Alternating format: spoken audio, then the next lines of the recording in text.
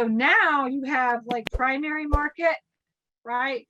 You have secondary market, tertiary markets, right? This is primary. Everybody knows. I mean, actually, all the newbies don't know, of course, but everybody that's been here, y'all all know this. Secondary market. This is tertiary market. Okay. And then we are in a tertiary market. Tertiary market's considered country, right? Secondary markets like suburbia. Or like cities. Like my favorite secondary market is a city that's by itself in the middle of your state. And there's no other burbs around it. Like that's just the city. Those are considered secondary markets. And those cities would be anywhere from 5,000 to 75,000 people. So for instance, like we have one in Valdosta, Georgia, 60,000 people in this city. All right. And there is nothing around. Like literally it's in the middle of Georgia and there's nothing around. It's about an hour away from Tallahassee. It's about another hour away from like maybe the coast. From the I guess that's the Atlantic, Pacific and Atlantic, right? And it's like an hour. It's like perfect location, honestly. It's like an hour from like the Gulf and an hour from like, you know, the Atlantic coast, you know. So, you know, it's a great place to live. I think personally, like my personal opinion, it's a secondary market.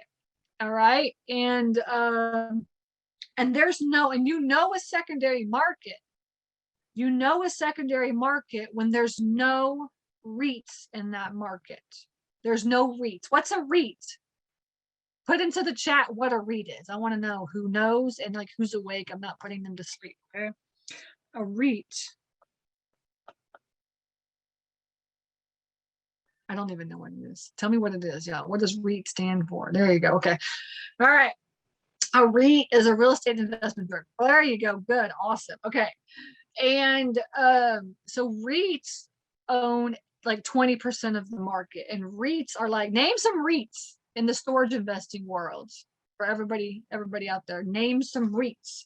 REITs own 20% of the market, and then mom and pops own 80% of the market. Actually, that's not true now. So I say REITs own like 30% of the market, I would say now. And then mom and pops are like 70% of the market. Okay. And yeah, name some REITs. Elizabeth's got Public Storage. Put them out there if you can think of any REITs in your area. This is like Life Storage. You know, these are the bigger ones. These are the bigger storage facilities, right? These are the bigger storage facilities.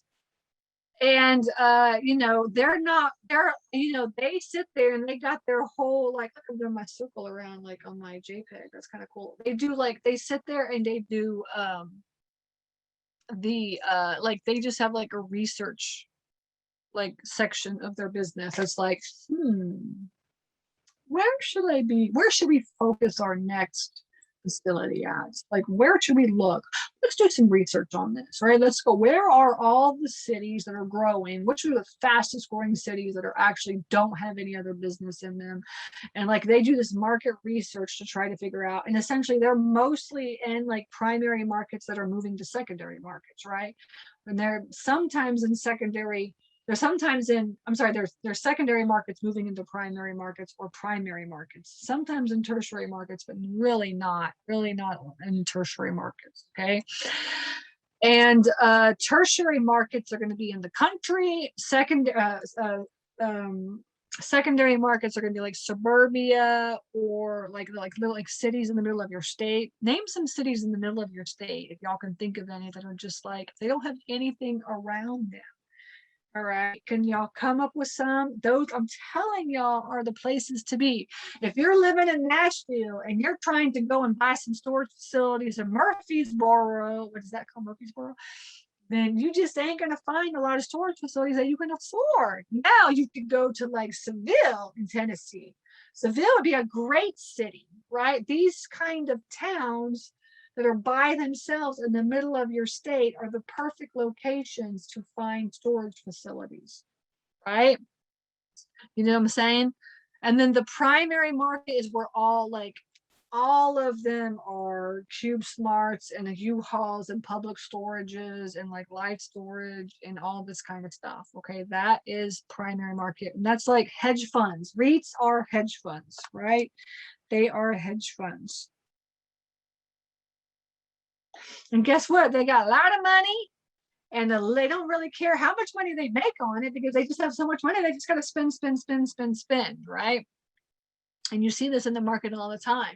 So they're okay with going into a primary market and buying something for $5 million and making like $1 million on it, right?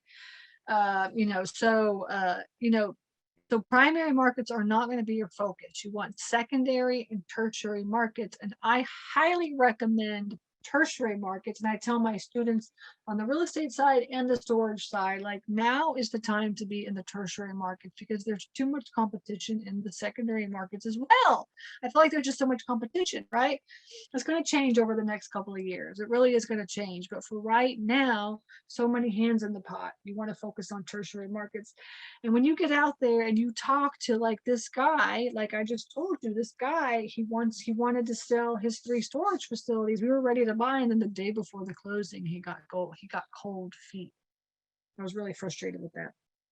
And he got cold feet and he backed out literally the day before closing. And it was like, it took us almost 90 days to close. It takes a long time to close a storage facility. And that was like right in the middle of COVID. That was last summer.